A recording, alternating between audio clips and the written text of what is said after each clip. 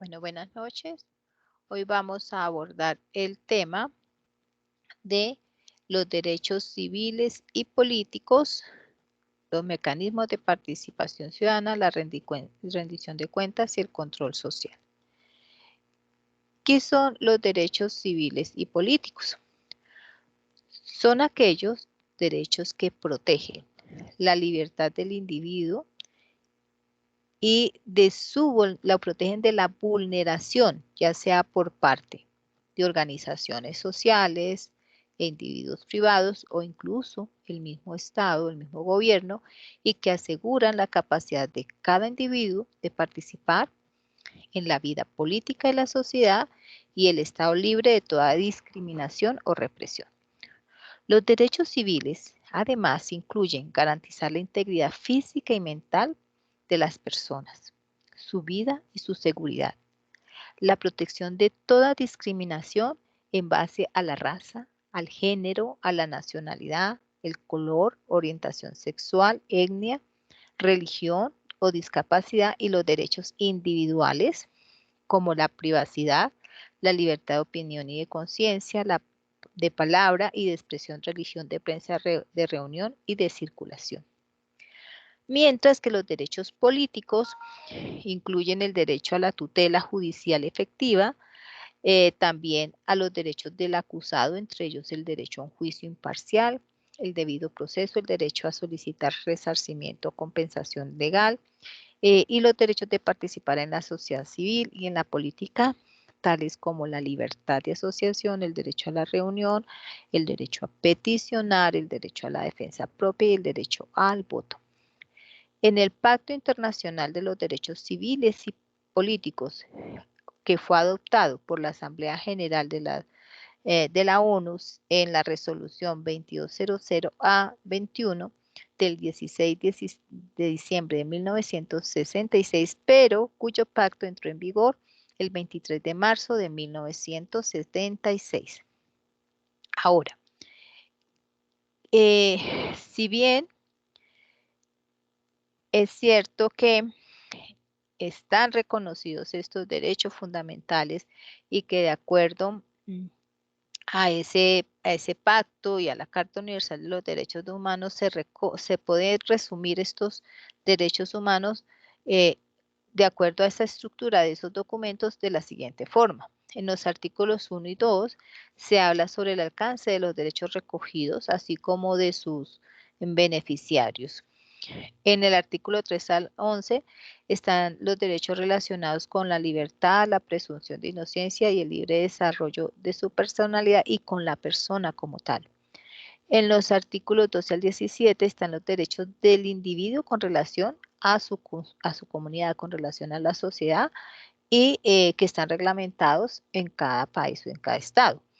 En los artículos 18 al 21 están relacionados los derechos como la libertad de pensamiento, de conciencia, religión y libertad política. Entre los artículos 22 al 17 están establecidos los derechos económicos, sociales, culturales y ambientales, que son aquellos servicios, aquellos sistemas a los que todos los seres humanos en una sociedad tenemos derecho a acceder en igualdad de condiciones y sin ningún tipo de discriminación, siempre pensados en el bien común y para lograr una vida digna cada uno de nosotros. Y en el artículo 28 al 30 se están recogidas las condiciones, pero también los límites de los derechos humanos y allí también se establecen esos deberes que debemos asumir cada uno de nosotros en relación con la sociedad. En la Constitución del 91 están establecidos estos derechos humanos entre los artículos 11 al 41. Entonces, en los artículos, en el artículo 11,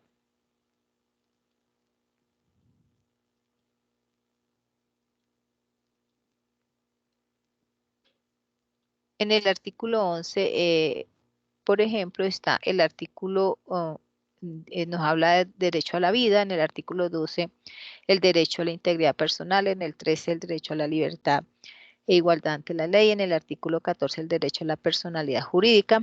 En el artículo 15, el derecho a la intimidad. En el del artículo 16, el derecho al libre desarrollo de la personalidad. En el artículo 17, prohibición de toda forma de esclavitud. En el artículo 18, la libertad de conciencia. En el 19, la libertad de cultos. En el 20, la libertad de expresión e información. En el artículo 21, el derecho a la honra. En el 22, la paz como un derecho y un deber. En el 23, el derecho a petición. En el 24, el derecho de circulación y residencia. En el 25, el derecho al trabajo. En el 26, la libertad de escoger profesión, ocupación, oficio. En el artículo 27, la libertad de enseñanza. En el artículo 28, el derecho a la libertad personal. En el artículo 29, el derecho al debido proceso. En el artículo 30, el habeas corpus. En el artículo 31, el principio de las dos instancias. En el artículo 22, 32, el de aprehensión en flagrancia. En el artículo 36, el derecho a la no autoincriminación. En el artículo 34, prohibición de ciertas penas. En el artículo 35, extradición. En el artículo 36, el derecho de asilo. En el artículo 37, el derecho de reunión y manifestación. En el artículo 38, el derecho de asociación. En el 39, el derecho de sindicalización. En el artículo 40, el derecho de participación. Y en el artículo 41, el estudio de la Constitución y la CICA. Ahora, ¿qué son? Recordemos que estos derechos humanos están respaldados eh, de acuerdo a lo expresado en la ley eh, por unos mecanismos de participación ciudadana, los cuales están dentro de la Constitución Política de Colombia también, pero que fueron reglamentados con la ley 134 del 94. Esta ley a su vez ha sido modificada y complementada por la ley 1757 del 2015. ¿Qué son los mecanismos de participación ciudadana? Son los medios a través de los cuales se materializa el derecho fundamental a la participación democrática y permiten la intervención de los ciudadanos en la conformación del ejercicio y control político. Para ampliar este tema, voy a compartir con ustedes un video que nos va a esclarecer eh, qué son los mecanismos de participación ciudadana y por qué son importantes.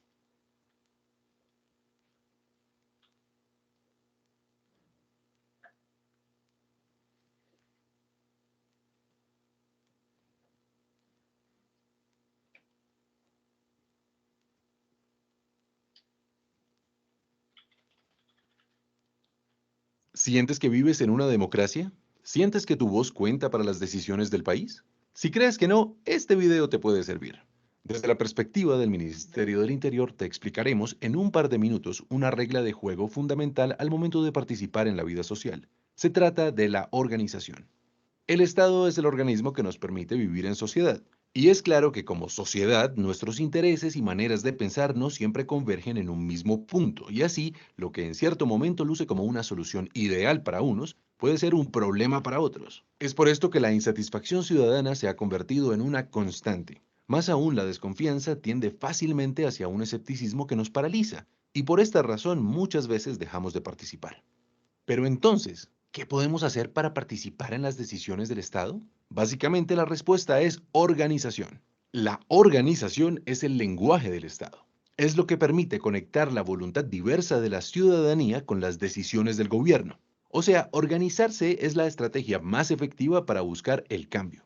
En la Constitución de 1991, la participación ciudadana se consolidó como un derecho fundamental. Por decirlo de alguna manera, esta participación es la condición para que el Estado democrático sea posible. Y como es obligatorio defender cada vez más este tipo de derechos, el 6 de julio del año 2015 se aprobó una gran herramienta para garantizar y fortalecer la participación de los ciudadanos. Se le llamó Ley Estatutaria 1757 de Participación Ciudadana. No es el nombre más bonito, pero lo importante es saber en qué consiste. En esencia, esta ley orienta a la participación ciudadana bajo tres pilares fundamentales. El primero tiene que ver con los mecanismos de participación. Esto incluye la consulta popular, el cabildo abierto, el plebiscito, el referendo, la iniciativa popular, la revocatoria del mandato y, por supuesto, el voto. El segundo pilar reúne la rendición pública de cuentas y el control social a lo público. Esta función doble contiene un disolvente para limpiar y hacer transparentes los movimientos de la administración. Resuelve preguntas como ¿cuánta plata hay? ¿Qué se va a hacer con ella? ¿Qué se hizo ya? ¿Y cómo se hizo? Esta modalidad permite a cada ciudadano exigir respuestas oportunas sobre asuntos relevantes. Y finalmente, la parte novedosa de esta ley es la coordinación para la participación ciudadana. Para ello, se creó un órgano de deliberación y permanente asesoría, el Consejo Nacional de Participación Ciudadana, el cual reúne al Ministerio del Interior, el Departamento Nacional de Planeación, un representante por las gobernaciones y otro por las alcaldías de todo el país, así como líderes de diversas organizaciones de la sociedad civil. Entonces, antes de que abandones la esperanza por un cambio favorable y te entregues al círculo interminable de las quejas y los tiros al aire, te invitamos a saber más de todo esto en el sitio web participación.mininterior.gov.co.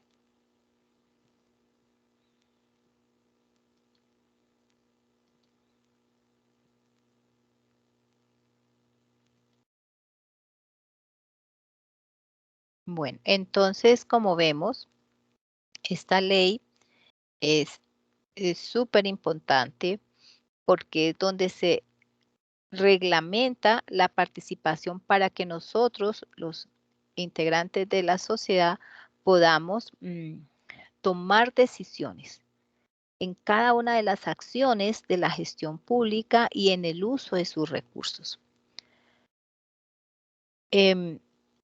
Esta ley, como nos decía el video, tiene 3 componentes importantes. Y el primero son los mecanismos de participación ciudadana. El segundo, eh, el control a lo público. Y el tercero, está el sistema de coordinación que coordina la participación ciudadana en Colombia.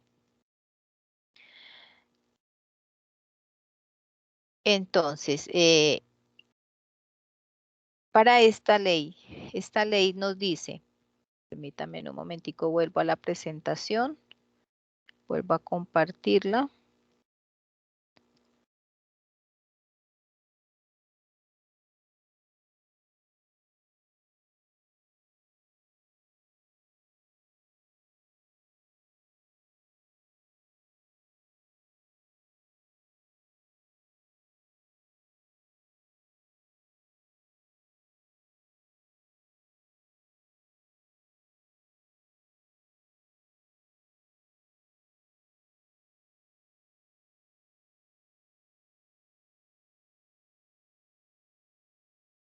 Bueno, entonces,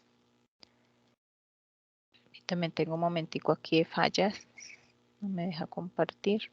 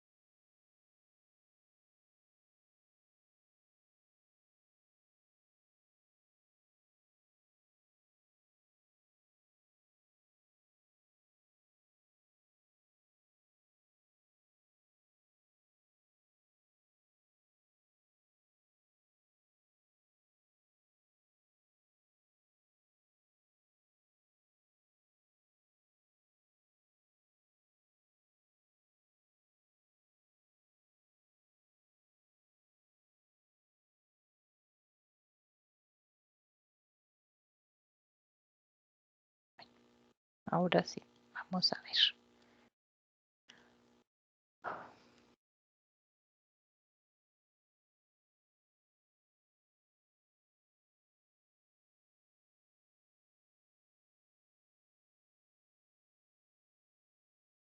Bueno, entonces les decía que de acuerdo a la ley 1757, que se fue creada para promover, proteger y garantizar todas las modalidades del derecho a participar en la vida política, administrativa, económica, social y cultural y, asimismo, a controlar el poder político. A su vez, la ley regula la iniciativa popular y normativa ante las corporaciones públicas, el referendo, la consulta popular, la revocatoria del mandato y el plebiscito y el cabildo abierto. Y establece además las normas fundamentales por las cuales se regirá la participación democrática de todas las organizaciones civiles. De acuerdo a esta ley, existen un concepto fundamental de qué es la participación democrática. Entonces, de acuerdo a esta ley,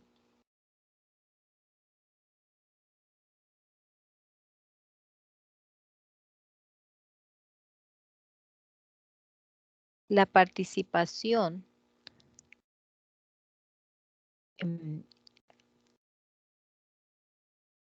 acá me sigue molestando esto.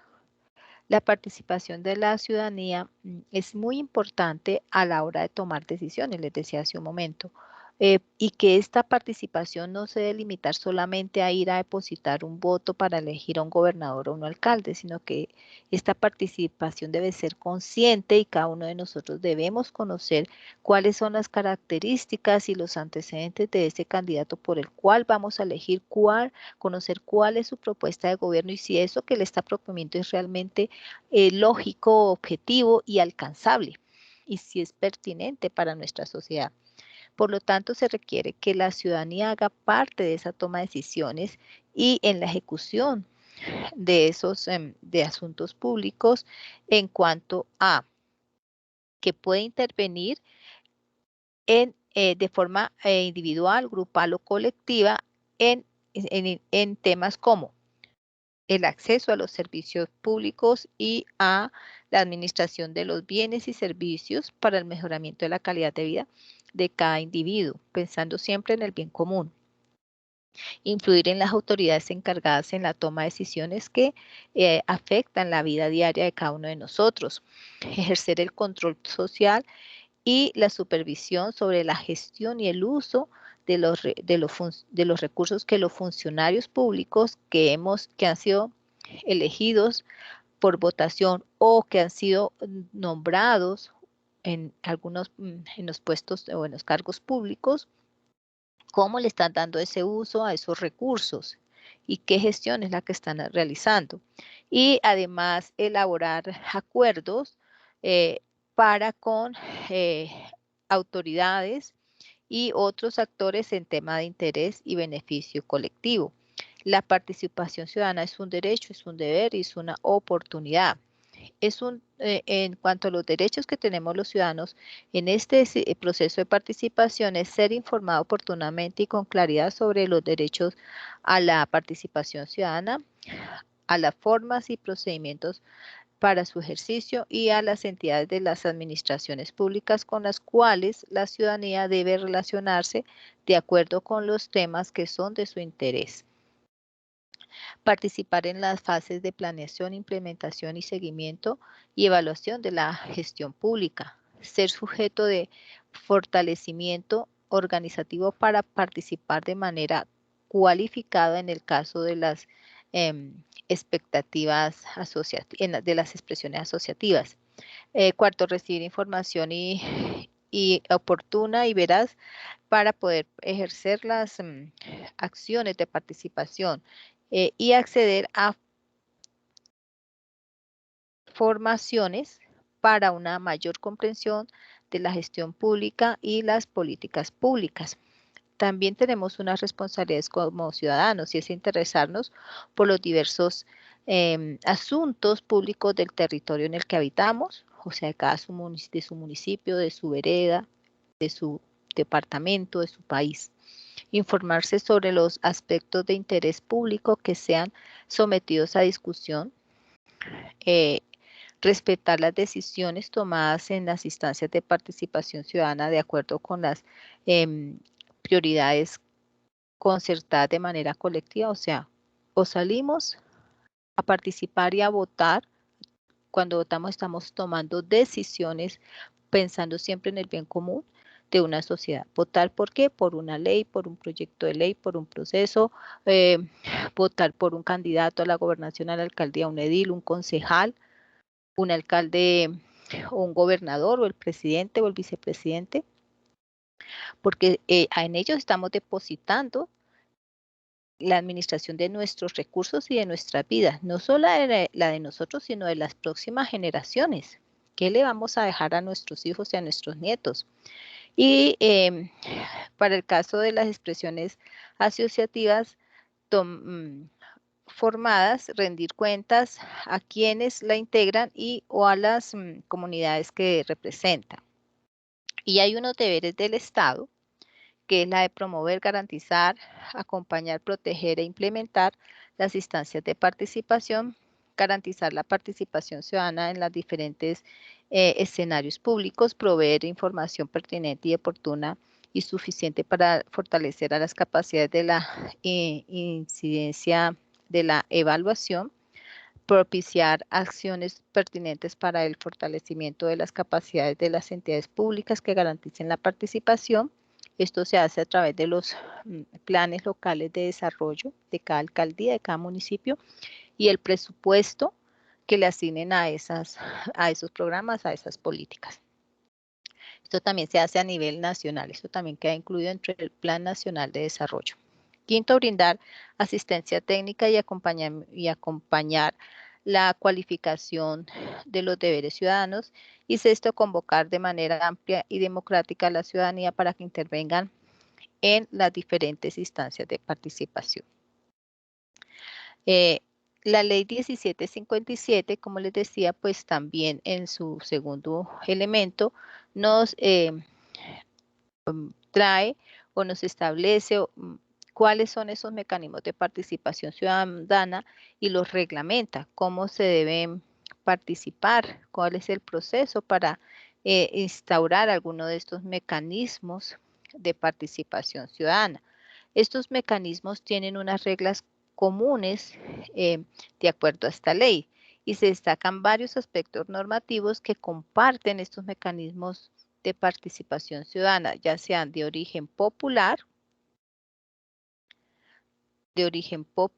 como los que estamos viendo acá, que son la iniciativa popular legislativa, normativa y ante las corporaciones, el cabildo abierto y la revocatoria del mandato.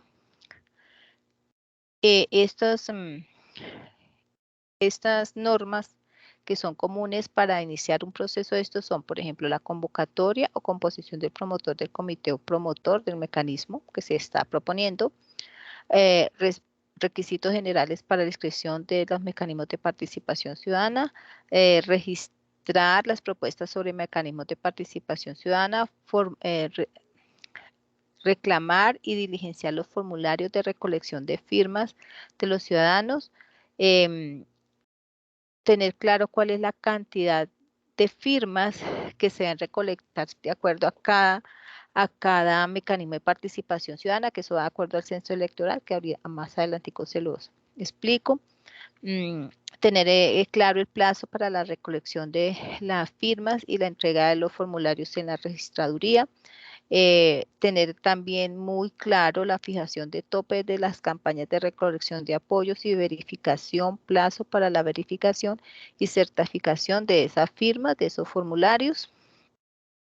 Tener claro cuáles son las materias que pueden ser objeto de iniciativa popular legislativa y normativa, referendo o consulta popular.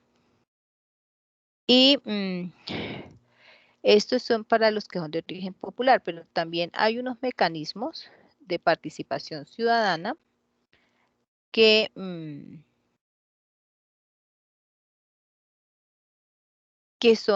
las pueden solicitar ya sea la autoridad pública o otros que los podemos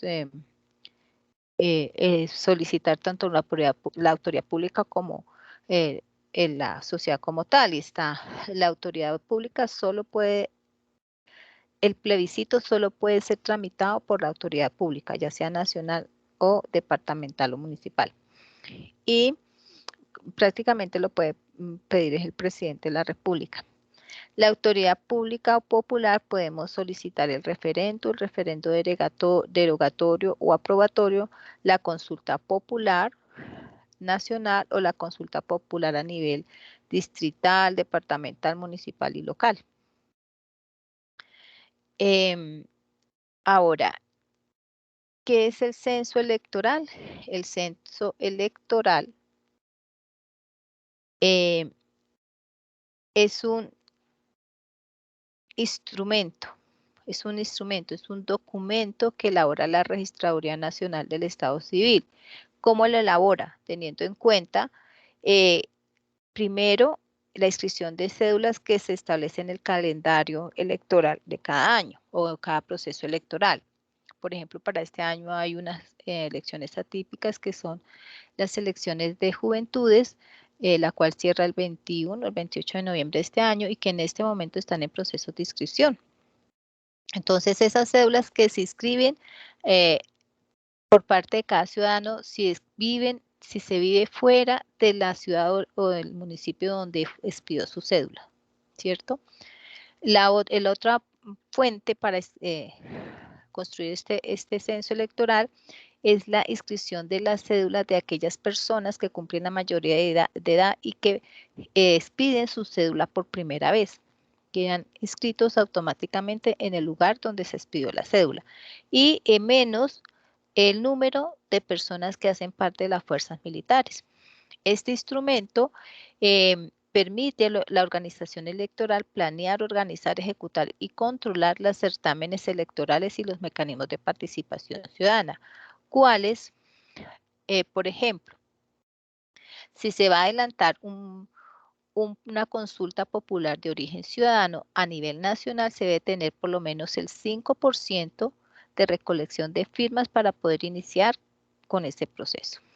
Si es un referendo nacional, igual el 5% de ese censo electoral a nivel nacional.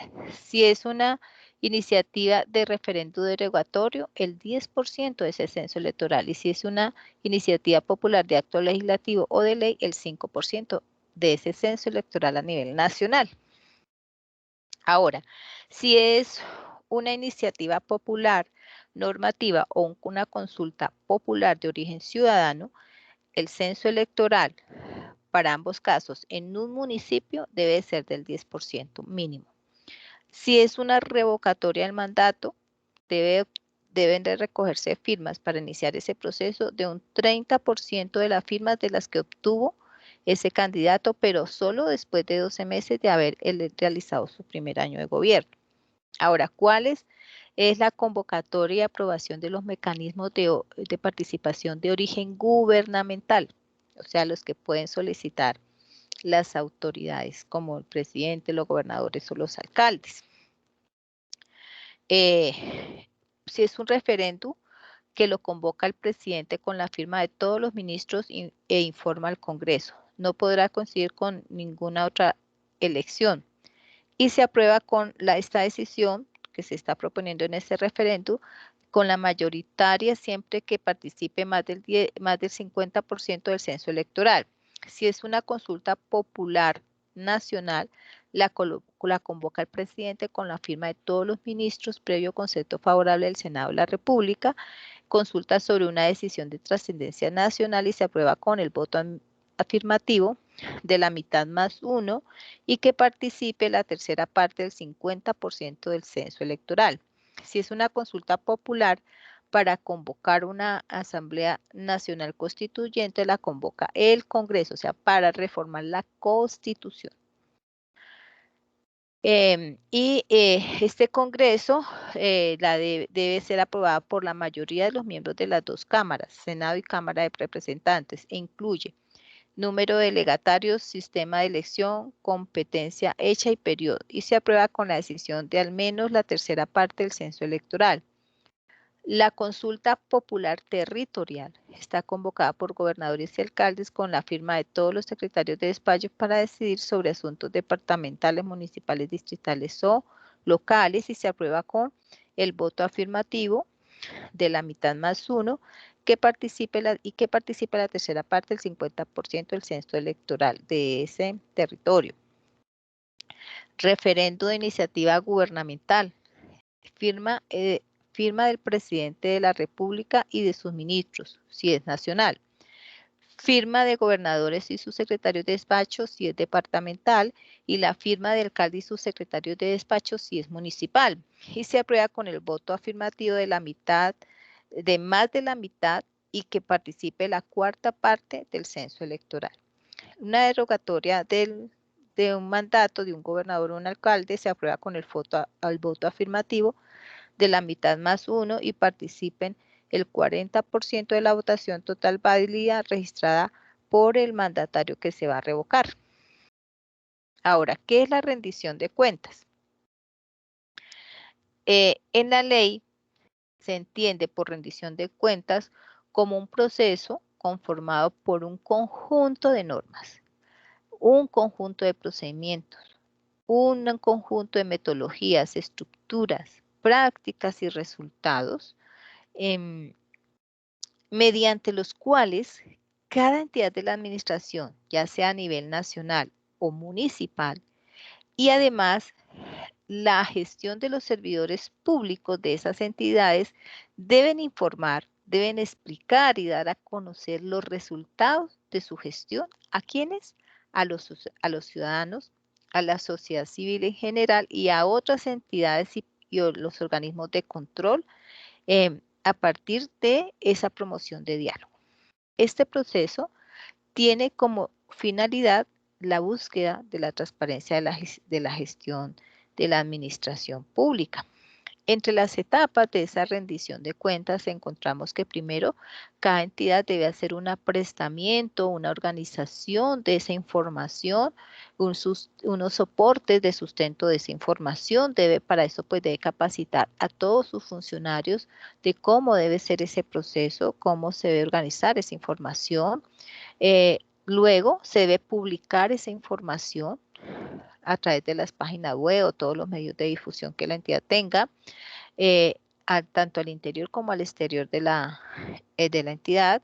Debe convocarse y organizar el evento donde se va a presentar públicamente esta rendición de cuentas y se debe hacer un seguimiento a esa información presentada, a esos datos, a esos gastos y a esas acciones realizadas. Y por último, la entidad debe dar una respuesta por escrito y en términos de 15 días a las preguntas que los ciudadanos formularon en el marco del proceso de la rendición de cuentas y la deben de publicar ya sea en las páginas web o en los medios de difusión oficiales de cada entidad. Y la otra parte que hace, que integra otro elemento de esta parte de la ley es que se refiere a lo que es el control social a lo público. Este control social es un derecho que tenemos nosotros los ciudadanos, pero también es un deber que tenemos de participar de manera individual o a través de organizaciones o de redes sociales e instituciones en la vigilancia de la gestión pública y sus resultados. El control social además tiene como objetivo el seguimiento y la evaluación de las políticas públicas y a la gestión desarrollada por cada una de las autoridades públicas y por los particulares que ejerzan funciones públicas. Es muy importante tener en cuenta que el control social se puede llevar a cabo mediante, por ejemplo, veedurías ciudadanas, juntas de vigilancia, comités de desarrollo y control social de los servicios públicos domiciliarios, auditorías ciudadanas e instancias de participación ciudadana como son los mecanismos de participación ciudadana. Hay unos objetivos también del control social. El primero es fortalecer la cultura de lo público en los ciudadanos, contribuir a la mejora de la gestión pública desde el punto de vista de su eficiencia, su eficacia y su transparencia, prevenir los riesgos y los hechos de corrupción en la gestión pública, fortalecer la participación ciudadana para que éste contribuya a que las autoridades hagan un manejo transparente y eficiente de los asuntos públicos, apoyar y complementar la labor de los organismos de control en la realización de las funciones legales y constitucionales, propender por el cumplimiento de los principios constitucionales que rige la función pública, promover además el liderazgo y la participación con miras a la democratización de la gestión pública, poner en evidencia esas fallas en la gestión pública por parte de ya sea de agentes estatales o de no estatales y formular cuáles son esas propuestas de mejora, contribuir a la garantía y al establecimiento de los derechos sociales, económicos y culturales y ambientales. Esta ley también, dentro de esta área de la participación y el control social, obliga a que cada alcalde, cada candidato dentro de su programa de desarrollo local o plan de desarrollo local incluya unas propuestas de participación ciudadana, unos programas de participación ciudadana, por lo tanto debe crear en su alcaldía comunitaria que ejerza estas funciones de participación, de promoción y que cumpla con esos objetivos de participación de acuerdo al sistema de coordinación nacional de participación ciudadana que es manejado por el Ministerio del Interior y por el Consejo Nacional de Participación Ciudadana, que ahora más adelante lo vamos a leer. Entonces, de acuerdo a estos lineamientos, cada plan de desarrollo local o municipal debe integrar estas políticas y debe asignarle un presupuesto para que se desarrollen estos programas de participación. Estos presupuestos se van a alimentar con los ingresos municipales de libre destinación. Cada municipio elige qué porcentaje y cómo va a ser ese procedimiento de alimentar ese presupuesto. Ahora, esos gastos de participación se financian, son aquellas actividades que se van a financiar o aquellos proyectos que se van a desarrollar y que requieren una financiación para poder promover, proteger y garantizar el derecho a la participación y que propenden por la puesta en marcha y la operación de mecanismos efectivos de participación para que todas las personas y las organizaciones civiles podamos incidir en la elaboración, ejecución, seguimiento a las decisiones relacionadas en el manejo de los asuntos públicos, de los recursos públicos y que afectan nuestras vidas diarias. ¿Cómo se financia este sistema de participación ciudadana? Que se debe hacer tanto en cada municipio, a nivel departamental y a nivel nacional. Entonces, lo primero es que se crea el Fondo para la Participación Ciudadana y el fortalecimiento de la democracia. Entonces, hay aquí unos recursos asignados por el presupuesto nacional. Hay un porcentaje. En cada municipio se pueden recibir donaciones de dinero en especie, de acuerdo a la ley, para que entren a ser parte de esos recursos de cooperación internacional, estos recursos pueden ser de cooperación internacional o donaciones que dé, y que van a impulsar la intervención de la ciudadanía en la gestión pública. También hay unos recursos del sector privado orientados a la participación ciudadana, como son apoyo de créditos nacionales o internacionales.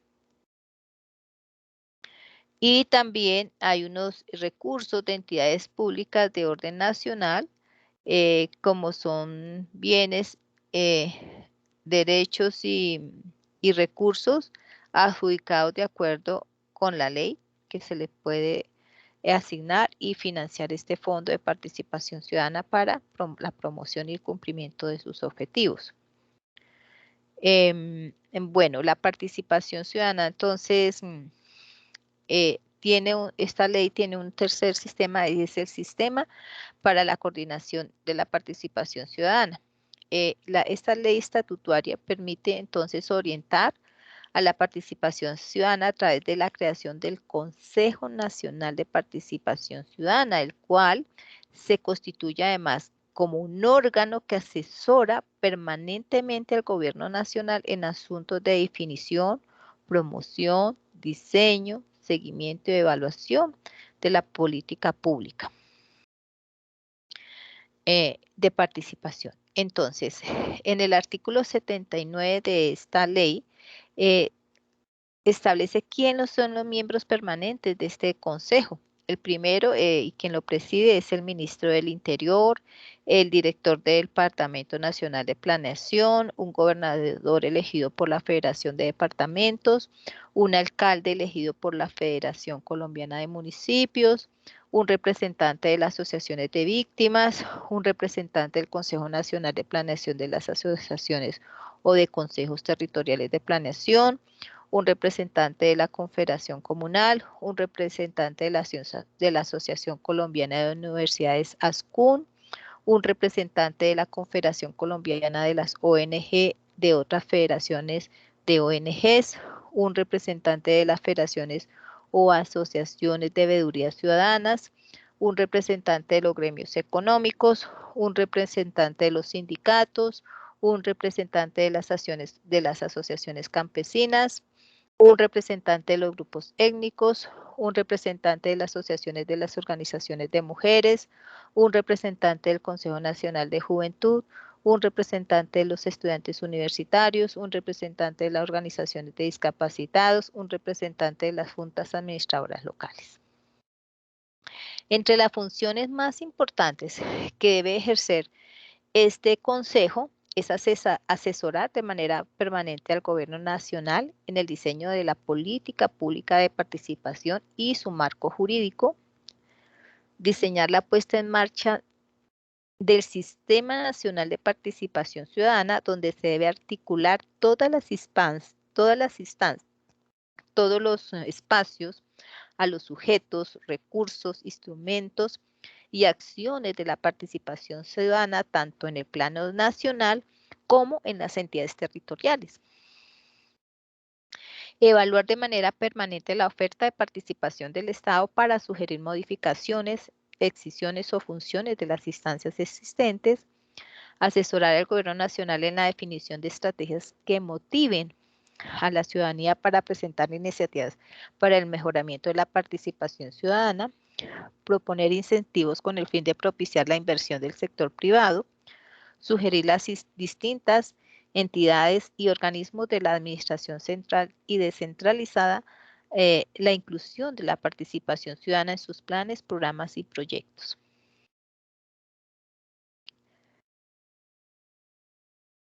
Bueno, entonces, ¿cómo se deben invertir esos recursos? Se deben invertir en fortalecer las capacidades de todo el sistema, de todas las organizaciones y expresiones asociativas de la sociedad civil y que buscan materializar las distintas manifestaciones de la participación ciudadana, fortalecer también las capacidades institucionales que administren los sistemas de participación ciudadana, promover el seguimiento y evaluación de la gestión pública, utilizar esos presupuestos de participación que por ley están ahí y que hay que utilizarlos porque son recursos que se destinan para lograr esa promoción y ese ejercicio de participación para poder ejercer esos derechos humanos pensando siempre en el bien común porque van integrados a ellos. Apoyar a todas las organizaciones comunitarias y sociales que se esfuerzan por realizar esos procesos de participación y atender los costos derivados de la labor de seguimiento y evaluación. y supervisión sobre la ejecución de los proyectos que financia el Fondo para la Participación Ciudadana. Bueno, aquí hemos llegado al final de nuestro tema. Espero que les sea de mucha utilidad esta información. Los espero en la próxima sesión. Que tengan buena noche.